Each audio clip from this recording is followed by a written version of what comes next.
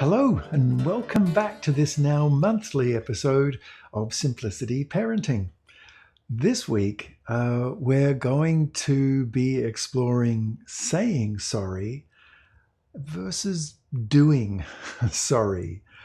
But before we jump into that, over at the Simple Family Living site, the podcasts, the weekly podcasts there are going to be, there's one about make-believe sports, how kids engage in make-believe, and how sometimes we can misinterpret that into putting them in teams very early and in a very competitive way. And we'll also be talking about car journey hints for the holidays. And lastly, the third episode this month will be about children that only allow, it's usually mama, sometimes daddy, but only when mama is allowed to do it and make a fuss, even melt down when anyone else tries to help them do anything. Those are the three other episodes over at Simple Family Living, which you can access right below here in the show notes. Okay, so back to saying sorry and doing sorry. You know, we all want children to understand when they've done something that and that what they need. Many of us feel better when they say sorry for what they've done, when it's clearly not okay. And that's a good thing. Saying sorry is important for children. But what we don't want them doing is being coerced into that and end up saying things like, well, sorry. Or, older kids, yeah, well, sorry, okay, whatever. Not really how it's meant to go. And then you look at the child and I say, well, we said sorry. It's like, oh. So what I'm talking about here is more than sorry. If we look underneath the hood of that, what we see is, and what we're looking for as parents, all of us, is an acceptance that something happened that really wasn't lined up with the way we try and live our family, right? It's a value thing. So someone crossed the line in terms of the way we want our family to live, right?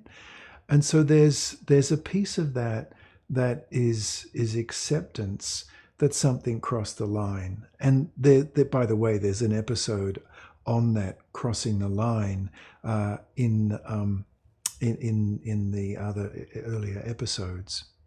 So there's this acceptance. Now, if we want a child, a tween or a teen, to accept that they've done something that hasn't been okay, then we can't put them on the back foot, sort of have an edge of shaming them for doing that, because then they'll go into denial. It's just a natural human instinct. If they feel attacked, they will defend themselves and sometimes attack right back. And if we're really insisting that they say sorry and they need to go to their rooms or whatever it is and think about this, and then when they're ready to say sorry, they can come out, all that sort of stuff. And even if they're not sent to their room, but we insist that they say they're sorry, we're actually asking for a human reaction that is not real. If a child feels a human being feels they're being pushed, they'll either fall back or push back. It's natural. It's just a natural instinct. So and I don't get me wrong, I don't have a problem at all with a child, in a sense, feeling an inner sense of, I didn't get that right. But I do have a problem with actively shaming a child. If they feel that kind of, I guess it's shame, but just a like, I shouldn't have done that. Okay, that's okay. Of course it's okay. But trying to push a child into feeling that is going to have often the opposite effect. It's just basic human nature. All right, so what's the alternative? And they're the main one for kids of a lot of ages is first of all giving them space to let them know, that came out harshly. No. Just let them know they crossed the line. Or for a little child, that they were harsh words. They were hurting words. They weren't helping words. They were hurting hands. If they snatched or pushed. Now, and we're just going to have some calm down time now. We're just going to take a little bit of time because, as we know, nothing in our family gets worked out when we're worked up. By the way, that's another previous episode. Nothing gets worked out when we're worked up. That's a favorite saying of mine as our children in our own family. Nothing gets worked out when we're worked up. So give them a bit of space because usually the adrenaline is running high. Step one. And then engage them in letting them know that they don't always behave like that. They don't always push. They don't always snatch. They don't always use harsh words. They're perfectly kind. For most of the time. But something happened that really went wrong. Now we need to put that right so we can move on. Now putting it right so we can move on, right, is a big one, because putting it right is different to saying sorry. Saying sorry is in a sense words, of course. Doing sorry is actions. So it's saying or doing, and sometimes both. Both are fine, of course. So doing sorry it can take a multitude of different ways. Doing sorry might be, many of us have done this, like, I think we need to do a little drawing for your sister. I think a card was just what would help her.